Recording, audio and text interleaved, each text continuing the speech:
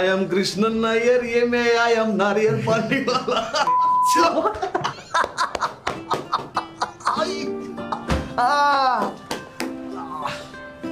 बघ अरे तू स्कॉलर विद्यार्थ्यांचं पुढे काय होतं बघतोस.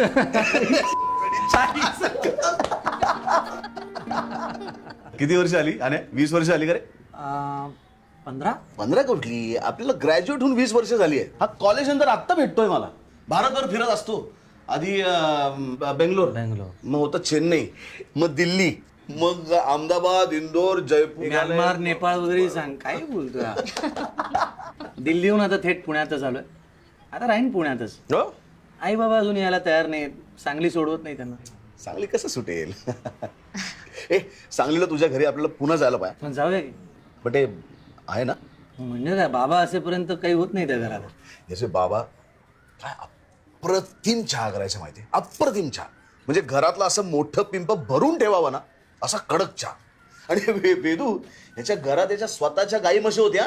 म्हशी अजूनही आहे. आता हा इथे म्हणलं नसतील. तुझा बाबा 5 वर्ष हॉस्टेलमध्ये माझ्या हातचा चहा प्यायला. आता माझ्या बाबांचं कौतुक करतो. ए अरे नाही रे, नाही रे, हा पण फार अप्रतिम चहा करायचा खरंच. आणि तुला माहितीये आमच्या खोलीमध्ये एका कुंडीमध्ये त्यांनी हे लावलं होतं, गवती चहा, गवती चहा आणि आलं. आलं. आणि आमच्याकडे एक छोटी हॉट प्लेट होती. आमच्या नशिबात चहा असेल तरच ती सुरू व्हायची. आणि आमच्या नशिबात बऱ्याच वेळा चहा नसायचा. हो नसाय.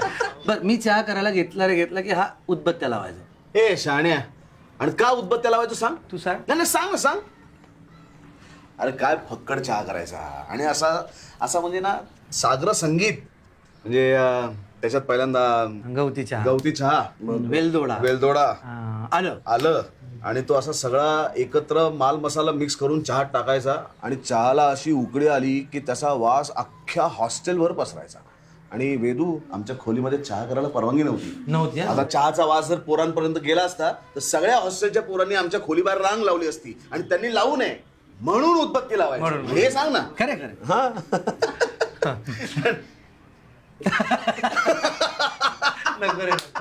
नको. नाही रे, म्हणजे ती अर्धी पेटी. अर्धी पेटी. अगं पेटी पूर्ण होती, वाजायची अर्धीच. तारसप्तक फक्त तारसप्तक. मग तो चहा, ती अर्धी पेटी आणि साहेबांची दर्द भरी गाणी, शायरी. बरं तुला आठवतंय एकदा खिडकीतून आत एक फांदी आली होती. हो, खिडकीत तर फांदी म्हणजे अशी आधी एवढीच होती आलेली आतमध्ये, आणि मग अशी आली ना अख्खी आतमध्ये, आणि त्याला असं डाळिंब लागलं होतं. डाळिंब इतक्या वरपर्यंत येत नाही. पेरू होता. बापरे, पेरू काय डाळिंब काय एकच. अरे कसं एकच काय बोलताय? काय काय लिहून ठेवलं होतं ना त्या खिडकीच्या भिंतीवर आपण. आमच्या इंजिनिअरिंगची ड्रॉइंग होती, अभ्यासाच्या नोट्स होत्या. आणि तो होता याचा आवडता लाडका मिथुनदा. आवडायचा याला. 50 फोटो लावले होते भिंतवर. 50 काही बोलतोय तू. मी मोजेत 50 ते 55 फोटो लावले तसं भिंतीवरती. तुझा हा होता तो विनोद खन्ना. आवडायचं यार आपल्याला. अनेक इच्छा लिहून ठेवल्या होत्या त्या भिंतीवर आम्ही. नोकरी मिळाल्यानंतर काय काय करायचं. एक छोटी कार घ्यायची, घर घ्यायचं आणि दरवर्षी एक परदेशी ट्रिप करायचीच. एकदा जायला पाहिजे यार त्या हॉस्टेलच्या खोलीवर. कुणास ठाऊक ती भिंत आता असेल नसेल, असली तरी त्यावर कुठला तरी एक वेगळाच रंग पुतलेला असेल. खिडकीतून ती फांदी येत असेल. येते ती फांदी अजून त्या खिडकीतून तशीच येते.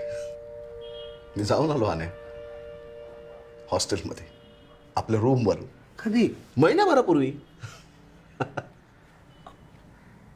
भिंत आहे अजून? आज घेऊन आलो आपल्या घरी.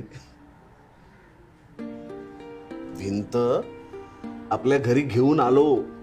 इथे भिंत भिंत इथे भिंत भिंत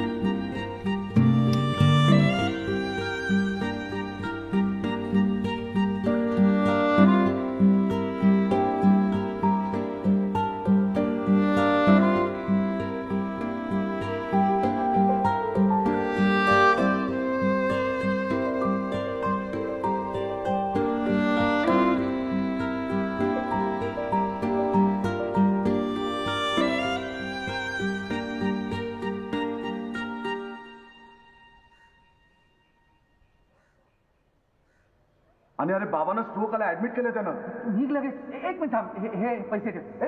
नको ना, तू कशाला पैसे देतो? एक देईन तू. जा लवकर, ठेव, जा निघ. तू हे पण का लिहिलेस इथे? तुम्ही त्यावेळी मदत केली हे सांगितलं यांनी. हो वहिनी. नाही म्हणजे तू यांना का सांगितलंस? आणि तुला मला घरी बोलवून ते पैसे परत वगैरे करण्याचा प्लॅन आहे का? मी यांच्या समोर आणि ना तुला तुला का असं वाटतं की मी तुला पैसे परत करणार आहे? पण तू ते पैसे साठवत होतास ना एका गोष्टीसाठी. ती गोष्ट आज मी तुला देणार आहे. वेदू,